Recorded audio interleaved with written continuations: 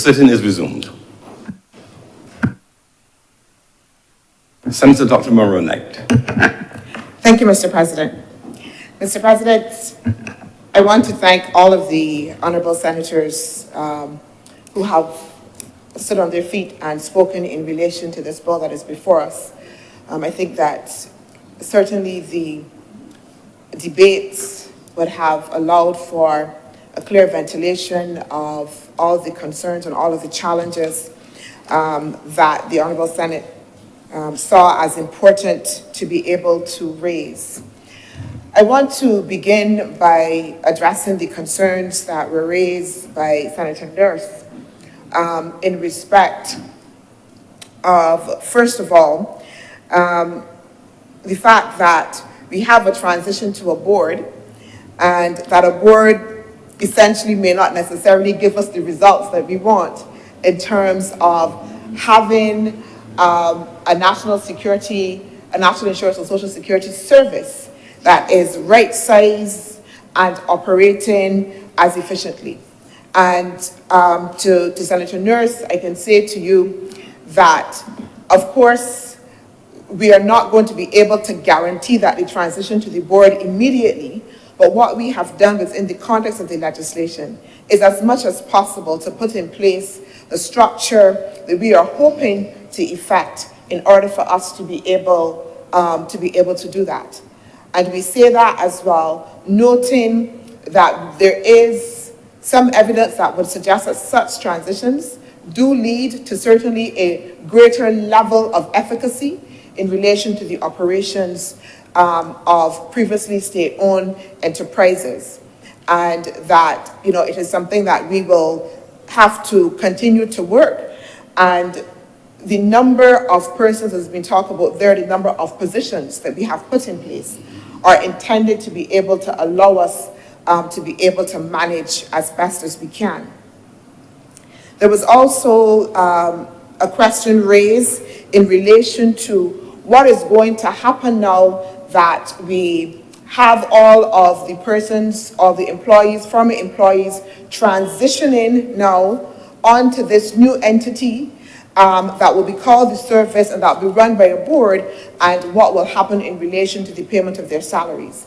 Currently, I will let you know that those salaries were actually paid by government and then reimbursed by the NIS. So the NIS was already in a position to take on those salaries. The budgeting would have already been done in order to be able to estimate that the new entity will be able to manage that cost effectively. Yeah? In relation to the challenge around the technology, and we have challenges as we move to have the self-employed go online, and how are we going to respond to the fact that in other areas of government it is not working as efficaciously as we would want it to.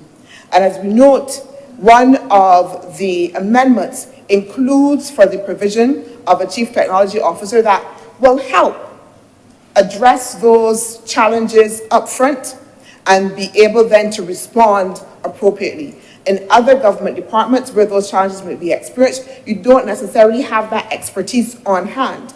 But by now including a chief technology officer within the configuration, it then suggests that, again, you will have somebody that will be on site and then be able to answer the questions. In relation to the completion of the audits, Senator Nurse, that is something that is still a work in progress. It is still something, yes, that even as the new entity, as is proposed, comes into being, that will have to be worked on. The NAS has made a yeoman's effort in relation to the completion of the audits. We have completed so far up to 2014, and we're working to complete 2015. And we have a process that will be going on in order to be able to make us make the NAS update in respect of the audits. But this is something that is very much a work in progress. I wanted to respond as well to Senator Malalu's concern in relation to what we were doing to respond to the recommendation that was made in relation to non-compliant employers who were unfortunately taking employees' contributions and then not paying them in. And Senator Malalu would have asked us, why are we not treating to them as they should be, like criminals? And I want to report that the response from the NIS says that currently, right now, as of today, they are preparing to file unpaid certificates in the magistrate and the High Court. So doing exactly as was indicated, that we will then be filing charges against those employees who are not paying in, employers, thank you, employers who are not appropriately paying in those contributions. So that action is being taken in order to be able to address those issues. Perhaps, though, I think that the concerns that were raised by Senator Christina Hines, the concerns that were raised by Senator Monique Tate, and I will try to take those one by one as much as I can, Mr. President.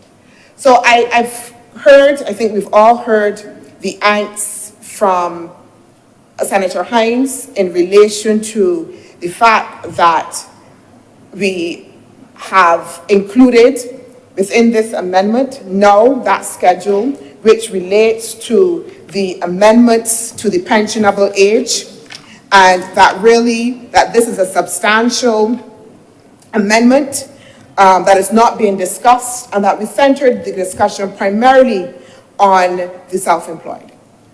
Mr. President, I would want to, and as acting leader of government business, say that I take full responsibility, Mr. President. I apologize because when this was presented and debated, I contributed. I spoke at length about the pensionable age. I went into the history of that. I spoke to its early formation. I traced and even went back to the statistics, Mr. President, on how the process evolved. So in presenting, Mr. President, today, I may have erred in not also as well bringing that debate back, because I may have taken it for granted because we would have had a full ventilation here previously. So that is my error, Mr. President. There's no intent on the part of government to deceive, to try to bring in anything through the back door, but there has been a full ventilation of the issue, Mr. President, and it is here, and again, the senators, as was expressed, again, when they stand on their feet, can be able to speak to it and treat to it, Mr. President. But there was no intent to be able to suggest that this is something that we are either trying to hide. I hope that all of you and the public would remember, again, the debate in the other place and in here on this issue of the pensionable age and the level of discourse that we would have had in this chamber. Mr. President, I also want to speak to some of the areas, the specific areas that were identified in relation to, first of all, the treatment of the injury benefit. It was pointed out that we have a provision at 11(1)(a) that indicates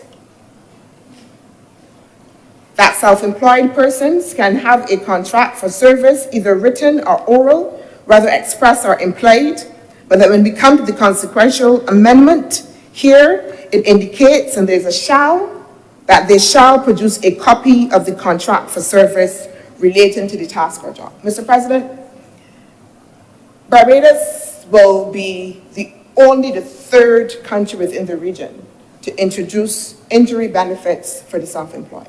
There are only 2 other countries that are doing this. And we would have modeled our legislation based on the provisions of those countries. However, it is something that we need to be able to work on. If you note as well, Mr. President, I want to point out that where it speaks to at section 5, at page 29, it says that all self-employed persons shall from such a day as the board may fix by order be insured pursuant to Section 14 for personal injury.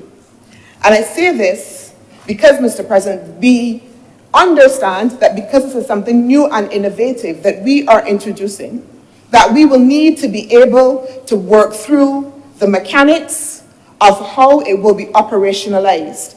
And this provision allows us to be able to work through those mechanics and then only establish it after we have been able. But the principle of being able to provide injury benefits, Mr. President, is one that we want to be able to establish. I note, Mr. President, that currently there are discussions with the other two countries that have this provision to make sure that we understand how they operate. And Mr. President, what I understand is this. So yes, it says a copy of the contract for service relating to the task job, but an oral contract, Mr. President, can also as well, if I understand correctly, be reduced to writing. So that there are instances in which, for instance, I may ask, if I am a nail tech, the person who I contract that service for, to provide a written statement and an affidavit, have it signed off in order then for it then to also then be reduced then into a written form.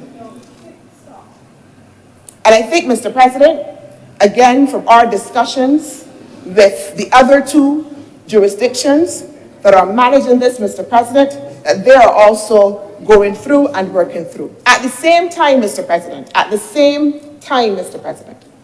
we have recognized and we have heard this concern directly. Mr. President, I'm sorry, a point of elucidation. I just am seeking some clarity. When we are getting new things being introduced at closing, do we have an opportunity to respond? I don't want to be rude, but I'm hearing things that really should not be left unresponded to, but we're supposed to be wrapping up. So just for my clarity, sir. A wrap-up of a debate can include answers to questions posed. And there are several questions posed during the course of the debate, which the person wrapping up is free to respond to. But that would not be considered new material. What I'm saying, sir, is that when the wrap-up has information that could be confusing, not true, or misleading, and it needs to be clarified, are we at this point, meaning everyone other than the person closing up, allowed to respond, or we just have to listen to it and hope that... Points of order can be used, elucidation, objection, and the usual points of order, but not a substantive debate reply. As I'm supposed to say, as the court pleases. Thank you, sir. Thank you. Continue, Senator Dr. Mulroney. All right, thank you very much, Mr. President. I also want to note, Mr. President, that there were also concerns in relation to the specific provisions relating to the new roles and identified positions within the amendment. The role of the Chief Information Technology Officer was noted as well. We noted that there was an additional K on the Chief Legal Officer. That was also then an H for the Chief Information Technology Officer that related to the provision that says such other functions or duties as may be required by the board or Chief Executive Officer. And the point was made that this then did not apply to the other officers, as well. I want to indicate, Mr. President, again, that we have here general terms, but that there will also be specific terms of reference. And we all know that in our specific contract as well, there is always that provision that says, and any other duties, Mr. President. So that, yes, it is true, Mr. President, that right now, that specific clause only attends to the Chief Legal Officer and as well the role of the Chief Information Technology Officer, Mr. President. Mr. President, I want to say that Mr. President, on a point of order, though, to suggest, sir, if I may. Yes, please. That because it's not on the other chief's description that it can be included in the contract is not true, because the legislation has actually stipulated what the contract is to contain. So to go outside of that is to call for an amendment. So no, it is not correct to say that because it is a standard in a general contract that you could put it in. The government, by virtue of restricting themselves with the contract, with the legislation, cannot go outside of what's in the legislation unless they're going to come back for an amendment. So please, I find, with all due respect, that I don't want to tell anybody what to do, but trying to answer legal issues when you're not a lawyer may not be the best thing. Thank you, Senator Sid. I'm sure that the Senator was not proposing to go outside of the law. And leave it, because to suggest that everybody knows that a contract has a standard, you cannot do it. Because you did not just say a CEO and other staff, by virtue of actually documenting what each chief is supposed to do, you have to put that and only that in your contract. So the general clause can only properly go into the contract of the chief legal officer and the chief information technology officer, Mr. President. Much obliged. Yes, ma'am. Senator Dr. Murray. Mr. President, thank you very much. And I'm so advised. I'm not a lawyer, so taking advice from the technical persons. Mr. President, I do want to say as I wrap up, we have heard the concerns, and we are going to give an undertaking for those areas of concern that we are prepared to meet with the independent senators that have so raised those concerns, Mr. President. That might be able we can have some discussion on that. If they so wish, it is voluntary. We are not forcing. We are not forcing anybody to come, but we are prepared to sit down, have some discussions with the minister, with the technical team, in order to be able to discuss the issues. Mr. President, I want to say here that there is absolutely no other intent in this legislation than to do right by the self-employed. I want to say as well that we might be able to agree that we have some imperfections. Mr. President, you know I always start out by always saying I am the one to have an honest conversation. Yeah? Always do, Mr. President. But I think that if we can agree that at least in the main, for the intent before us, that we have sought as much as possible to be able to set up a framework that allows for a national insurance and social security service, Mr. President, that will allow for one, the sustainability of the fund itself, Mr. President, that will allow for the self-employed to be able to contribute, Mr. President, in a way that is flexible, in a way that is amenable, in order to how they can, Mr. President. I think, Mr. President, that we can commend this bill. With that, Mr. President, I do beg that this bill be read a second time. The question is that this bill be read a second time. Honourable senators in favour, please say aye. Aye. Those against, please say no. No. Methinks the ayes have it. Senator Dr. Moronite. Mr. President, I beg that His Honour leave the chamber and that this sitting be dissolved into committee for further consideration of this bill. The question is that I do not leave the chair and the Honourable the Senate resolve itself in the committee for further consideration of this bill. Honourable senators in favour, please say aye. Those against, please say no. Methinks the ayes have it.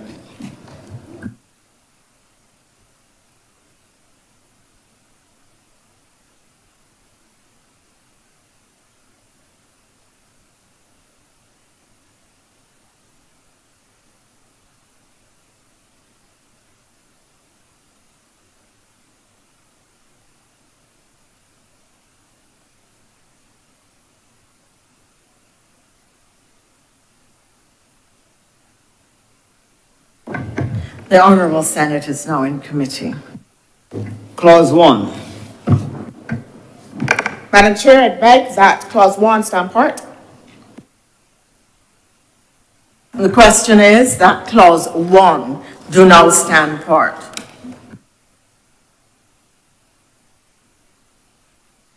All those in favor, please say aye. And those against, please say nay. The ayes have it. Clause 2. Madam Chair, I beg that clause 2 do now stand part. The question is that clause 2 do now stand part. Will all honourable senators in favour please say aye? Aye. Those against, please say no. The ayes have it. Clause 3. Madam Chair, I do beg that clause 3 do now stand part. The question is that clause 3 do now stand part. Will all honourable senators in favour please say aye? Aye. Those against, please say no. The ayes have it. Clause 4. Madam Chair, I do beg that clause 4 do not stand part. The question is that clause 4 do now stand part. Will all honourable senators in favour please say aye? Aye. Those against, would you please say no? The ayes have it. Clause 5. Madam Chair, I beg that clause 5 do not stand part. The question is that clause 5 do now stand part. Will all honourable senators in favour please say aye? Aye. Those against, would you please say no? The ayes have it. Clause 6. Madam Chair, I beg that clause 6 do not stand part. The question is that clause 6 do now stand part. Will all honourable senators in favour please say aye? Aye. Those against, would you please say no? The ayes have it. Clause 7. Madam Chair, I beg that clause 7 do not stand part. The question is that clause 7 do now stand part. Will all honourable senators in favour please say aye? Aye. Those against, please say no. The ayes have it. Clause 8. Madam Chair, I beg that clause 8 do not stand part. Question is that clause 8 do now stand part. Will all honourable senators in favour please say aye? Aye. Will those against please say nay? The ayes have it. Clause 9. Madam Chair, I beg that clause 9 do not stand part. The question is that clause 9 do now stand part. Will all honourable senators in favour please say aye? Aye. Those against, would you say nay? The ayes have it. Clause 10. Madam Chair, I beg that clause 10 do not stand part. The question is that clause 10 do now stand part. Will all honourable senators in favour please say aye? Aye. Those against, please say nay. The ayes have it. Clause 11. Madam Chair, I beg that clause 11 do not stand part. The question is that clause 11 do now stand part. Will all honourable senators in favour please say aye? Aye. Those against, please say no. The ayes have it. Clause 12. Madam Chair, I beg that clause 12 do not stand part. The question is that clause 12 do now stand part. Will all honourable senators in favour please say aye? Aye. Those against, please say no.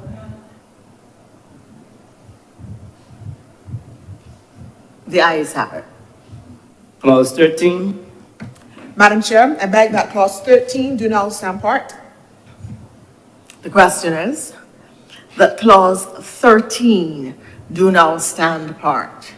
Will all honourable senators in favour please say aye? Aye. Those against, please say no. The ayes have it. Clause 14. Madam Chair, I beg that clause 14 do not stand part.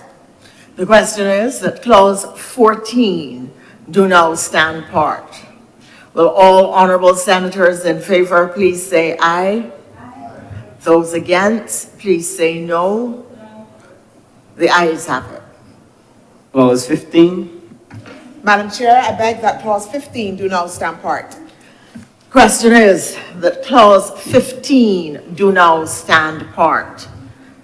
Will all honourable senators in favour please say aye? Aye. Those against, would you please say no? The ayes have it. First schedule. Madam Chair, I beg that the first schedule. Sorry? The first schedule be the first schedule. Do not stand part, sorry. The first schedule be the first schedule to the bill. The question is that the first schedule be now the first schedule to the bill. Will all honourable senators in favour please say aye? Aye. Those against, would you say no? The ayes have it. Second schedule. Madam Chair, I beg that the second schedule be the second schedule to the bill. The question is that the second schedule be now the second schedule to the bill. Will all honourable senators in favour please say aye? Aye. Those against, would you say no, please? The ayes have it. Third schedule. Madam Chair, I beg that the third schedule be the third schedule to the bill.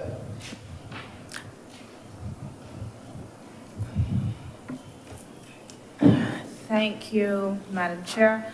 My question is on the third schedule. I raised some issues about the consequential amendments, notably the continued use of the term director in the legislation referred to, although this legislation deletes this term, director, from the Act. I am of the opinion, which could be incorrect, but I'm going to ask whether we need to have a change made to these pieces of legislation that continue to use the term director, defined as Director of National Insurance, when such no longer exists. So on the question posed, I am looking to the clerks for direction.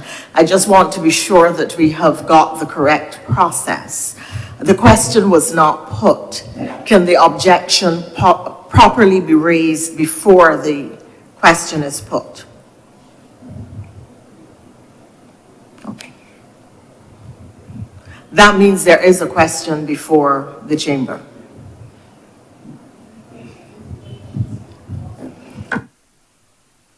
Madam Chair, can I ask Senator Hines, please, to identify specifically where she's speaking to?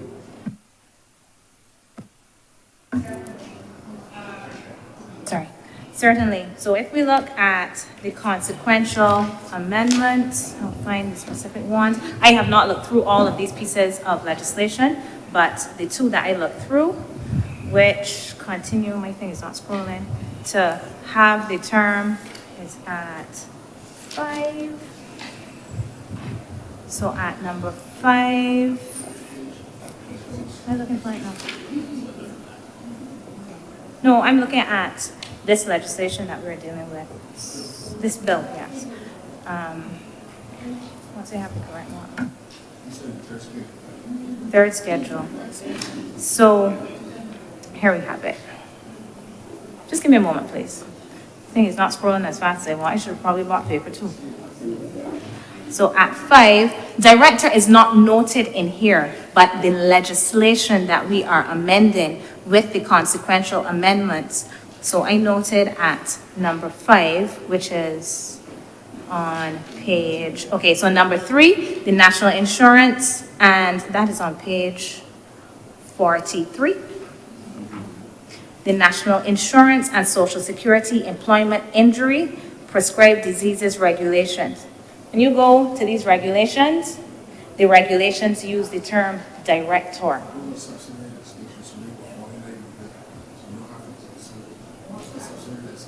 So that's the response.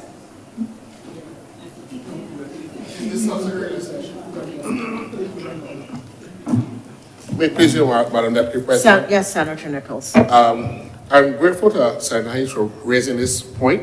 The National Insurance, Social Security, Employment Injury, Prescribed Diseases Regulations are subsidiary legislation. And therefore, the changes made to the substantive law will come into effect. And therefore, the regulations will have to comply with the substantive law, being subsidiary legislation. Regulations are not made by this chamber. They're made by the relevant authority who's empowered in the act to make regulations. So therefore, the regulations will automatically have to be amended to align with the law of the land. Thank you, Senator Nichols. Senator Hines. Thank you also, Senator Nichols. Still on this schedule, however, I note what Senator Monroe Knight indicated, and the offer for a discussion is quite fine. I mean, in general, not necessarily fine for me, but it's fine to offer a discussion. One can do such a thing. However, my question relates to page 44. And here we have 6A, where we are seeking a copy of the contract for services relating to the task, job, service, or undertaking in which the injury occurred. Are we satisfied that although, even as Senator Dr. Monroe Knight indicated, this is slightly inconsistent, to leave this in this piece of legislation? That is the question. Senator Dr. Monroe Knight. Thank you very much, Madam Chair. Madam Chair, I would have responded to the question that was on the floor from the substantive discussion in order to clarify this, and I would have also then made the offer, as was noted, for further discussion in relation to these matters.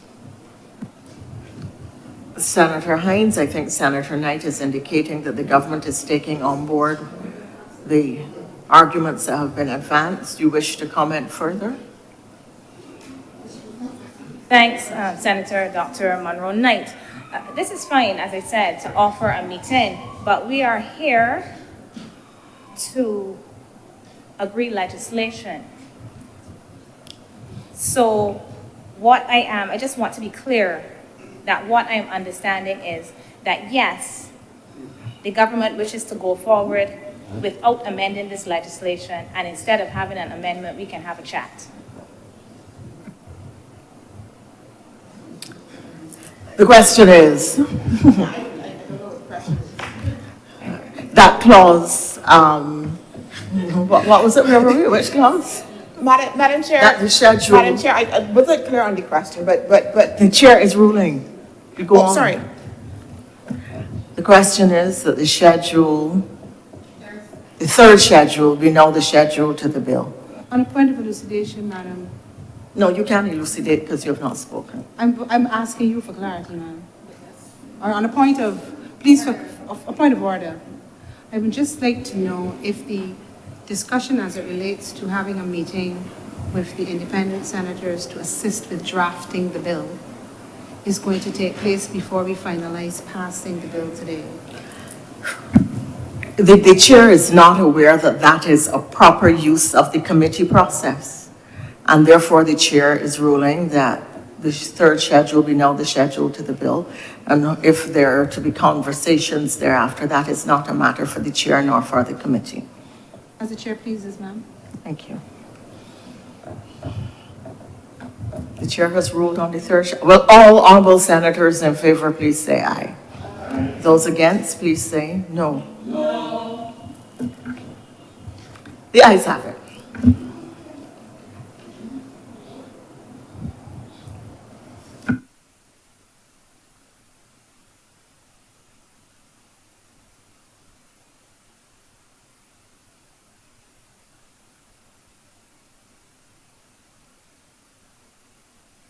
Report.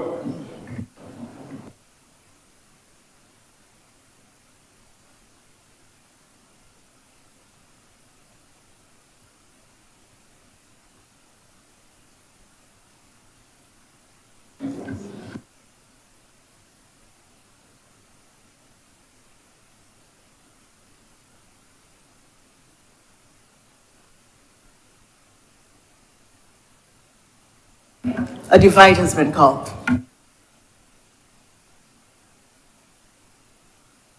Yeah. Oh.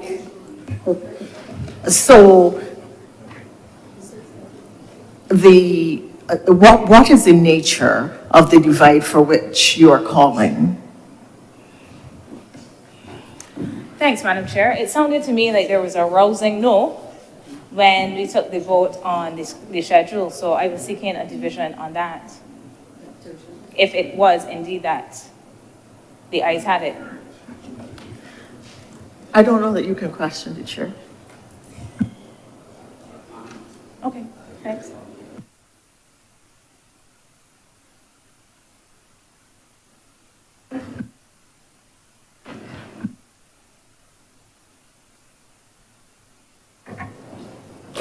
Sen-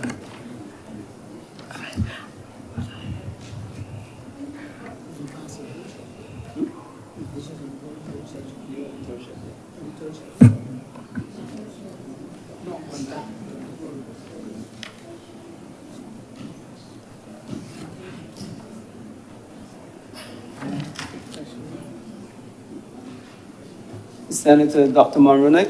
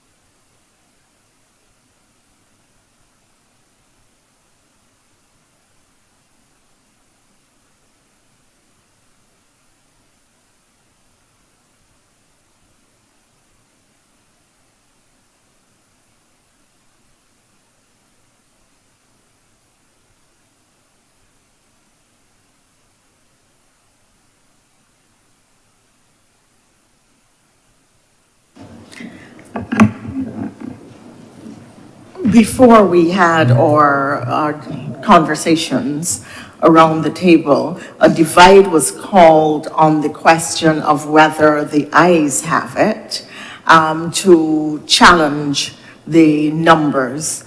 In the case of a divide, there is a count of the persons in the chamber and voting. We accept that a divide can apply to a ruling on the numbers relating to whether or not the ayes have it or whether or not the noes are in the majority. I will ask the clerk therefore to put with clarity so each side understands for what they're being asked to vote, and we will have a head count on the issue to determine whether we close this or we continue. Madam Chair, just to further clarify what you have just said, in the standing orders on the collection of voices, there's a section we really are. Standing order is that, please, for the Standing purpose order of the 14. public and those in the chamber, would you identify the standing order and read it? We do not want there to be any level of opaqueness in relation to this Standing matter. Order 41, under the rubric Collection of Voices. At the conclusion of a debate upon any question, the President or Chairman shall put the question for the decision of the Senate. and shall collect the voices of the ayes and of the noes, after which no further debate may take place upon that question. 41.2. The result shall be declared by the President or the Chairman stating, I think the ayes have it, or I think the noes have it, as the case may be, but any senator may challenge the opinion of the chair by claiming a division. And that is what has occurred. Now, on the decision of questions, except as provided, this is Standing Order 40, Madam Chair, except as provided by the Constitution or in these standing orders, all questions proposed for decision in the Senate or in committee shall be determined by a majority of the votes of those present and voting. Neither the President nor any senator presiding shall vote unless the votes of the other senators are equally divided, in which case the presiding officer will have a casting vote. Okay. On that basis, ma'am, I will proceed with the division. Yes, but what is the question? The question is... The question which, yes, right, go ahead. Was the third schedule, whether the third schedule shall stand as the third schedule to the bill. And there was a division on that aspect of the bill. Senator Dr. Chantal Monroe-Knight. Aye. Senator Dr. Crystal Haynes. Aye. Senator John King. Aye. Senator Pat Harris. Aye. Senator Lorenzo Hayward. Aye. Senator Andrele Boyce. Aye. Senator Gregory Nichols. Aye. Senator Dr. Christina Hines. No. Senator Dr. Andrew Malalu. Sorry, Senator Dr. Senator Malalu, sorry. Aye. Senator Reverend Dr. Rogers. Aye. Senator Crystal Driggs. No. Senator Monique Tick. No. Senator Christopher Maynard.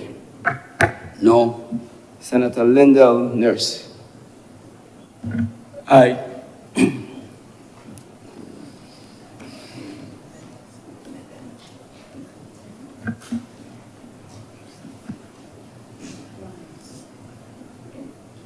Madam Chair, the results of the division: 10 honorable senators voted in favor and 4 honorable senators voted against.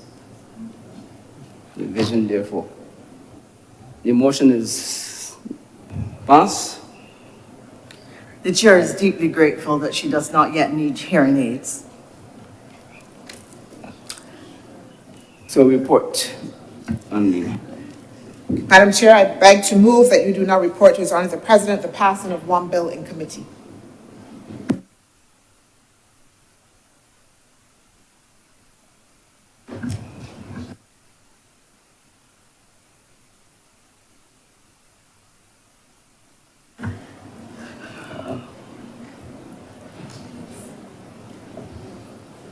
No, I know exactly what I'm supposed to say. I'm just, I just wondered if we haven't just had a historical moment. I'm not aware, certainly in the time that I have been in politics, that there has ever been a challenge on the numbers by the chair. Just for way of historical observation. So I think that is democracy at work. But I think that also you should note that presiding officers, that the fact that a number of people are speaking loudly in their objection doesn't necessarily mean that the numbers are carrying, because the presiding officer is watching the faces and the mouths and the noddings and the shakings of the heads. So you are counting as you sit in the chair, so you know where people stand. Even if 3 or 4 people say, in this case 4 people say no very loudly. So perhaps that might guide senators in the future, and maybe it may not, but this was a very interesting exercise. And it is exactly on the eve of our independence about what our democracy stands for, that we all have to exercise our free will in pursuit of that democracy, and it must be robust, and we must feel free to challenge in the interest of the people of Barbados when we think that is what is warranted. The question is that I do not report to His Honor the President the passing of one bill in committee. Will all those in favor please say aye? Aye. Those against, please say no. And I've heard the voices and watched the faces and the heads and read the body language, and the ayes have it.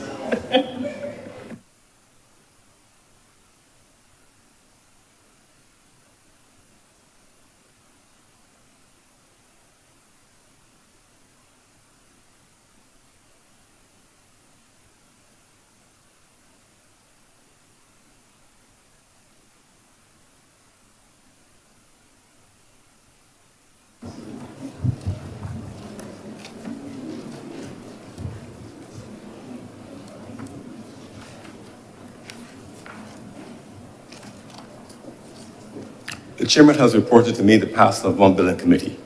Senator Dr. Monroe Knight. Mr. President, I beg to move that this bill now be read a third time. The question is that this bill be read a third time. Honourable senators in favor, please say aye. Aye. Those against, please say no. Methinks the ayes have it. Senator Dr. Monroe Knight. Mr. President, I beg to move that this bill now pass and be cited as the National Insurance and Social Security Amendment Number 2 Act 2023. The question is that this bill do not pass and be cited as the National Insurance and Social Security Amendment Number 2 Act 2023. Honourable senators in favor, please say aye. Aye. Those against, please say no. Methinks the ayes have it. A divide has been called.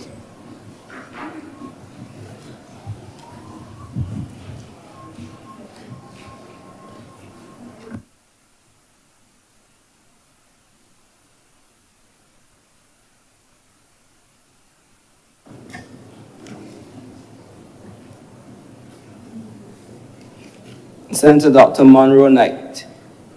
Aye. Senator Dr. Haynes. Aye.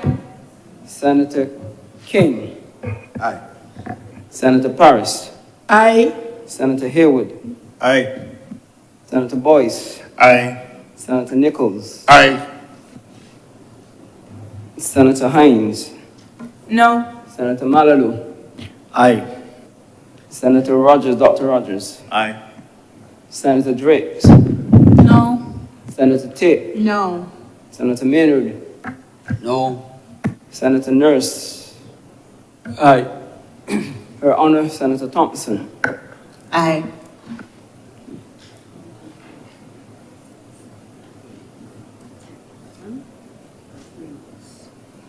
Mr. President, the results of the division. 11, Beverly.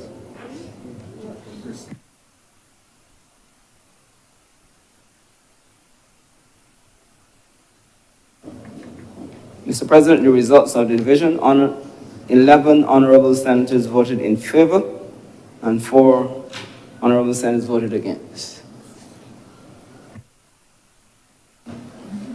The result of the vote taken on the division, in 11 members voting aye and 4 voting no, means the ayes have it, and this bill is now passed and so cited.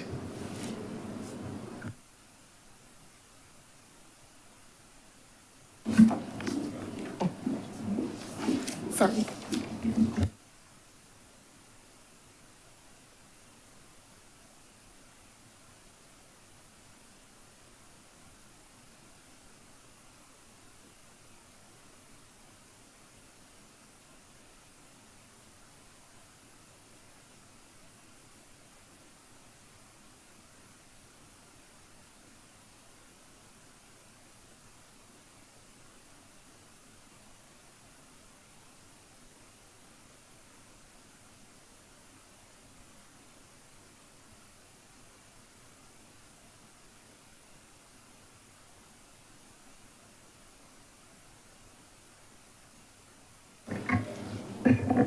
Mr. President, where we committing questions to ministers. Please proceed.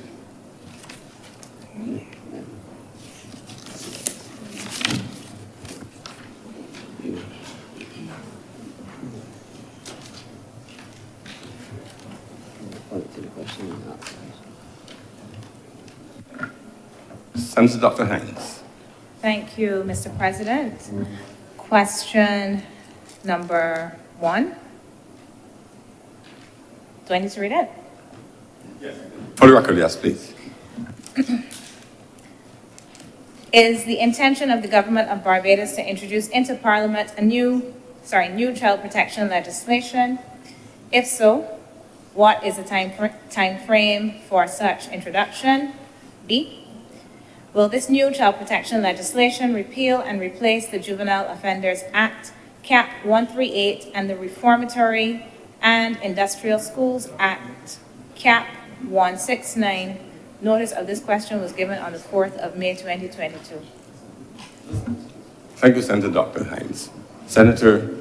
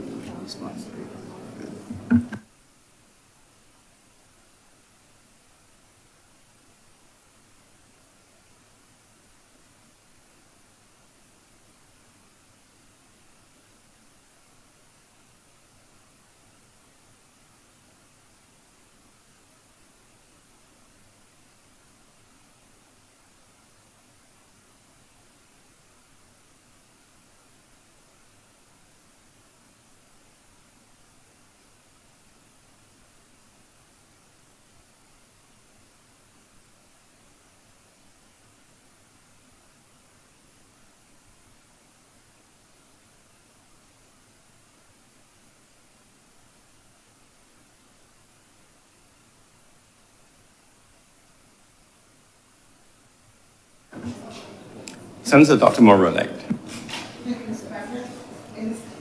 Thank you, Mr. President. In response to the first question, it is the intention of the Ministry of People's Empowerment and Elder Affairs to introduce into Parliament the new child protection legislation.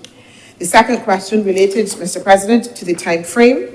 It is the intention of the Ministry of People's Empowerment of Elder Affairs, as has been, to introduce into Parliament, which it has been, and it is now before the Joint Select Committee. Question number 3, Question number 3, which spoke to whether or not the child protection legislation will be repealed and replaced by the Juvenile Offenders Act. It is the child justice legislation that will repeal the Juvenile Offenders Act, Cap 138, and the Reformatory and Industrial Schools Act, Cap 169. It is the Ministry of Home Affairs that will introduce the child justice bill into Parliament. Just for the record, though, for the benefit of the Hanson reporters, the questions were questions 1A, of which there were 2 parts that you had mentioned as 1 and 2, and what was listed as B, as 3, is really 1B. Just for the record, for the note of the Hanson reporters. Are there any supplementary questions following on that? Senator Dr. Hines. Thank you, Mr. President. I am a little confused, so I would just like to ask, how come I am receiving this answer?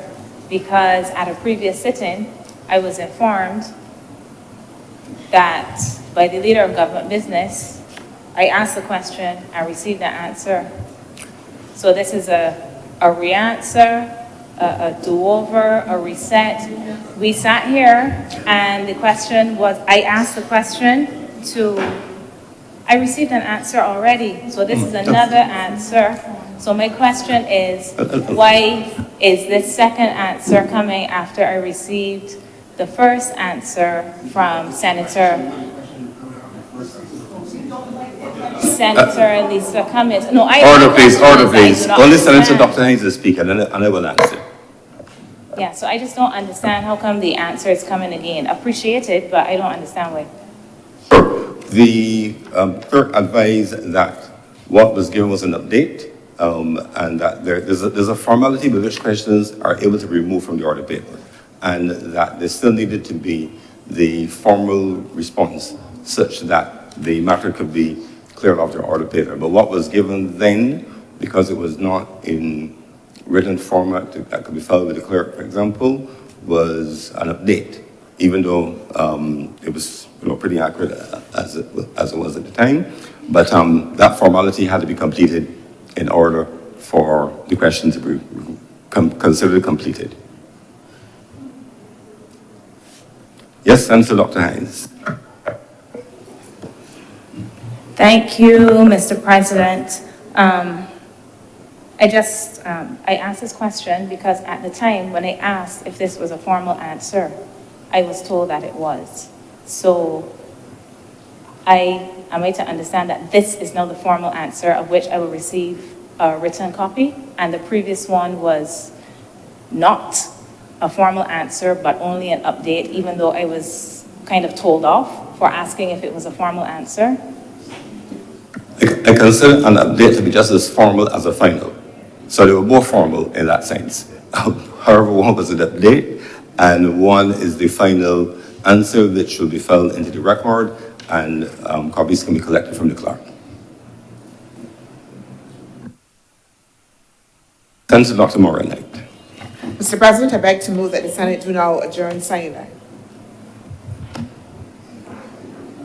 The question is that the Honourable the Senate do now adjourn sine die. Honourable senators in favor, please say aye. Aye. Those against, please say no. Methinks the ayes have it. This sitting is therefore adjourned sine die.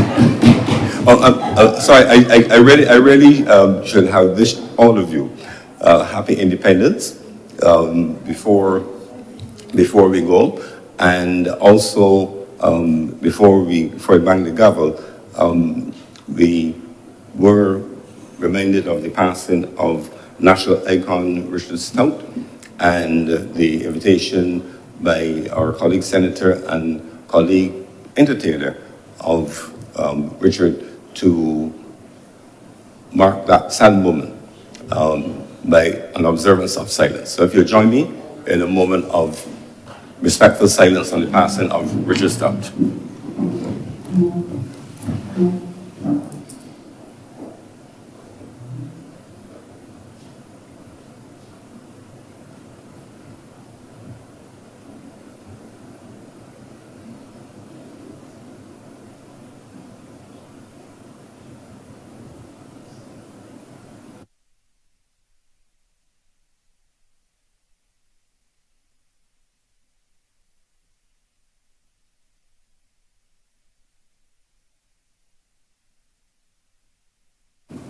Sitting is now adjourned. Sign it.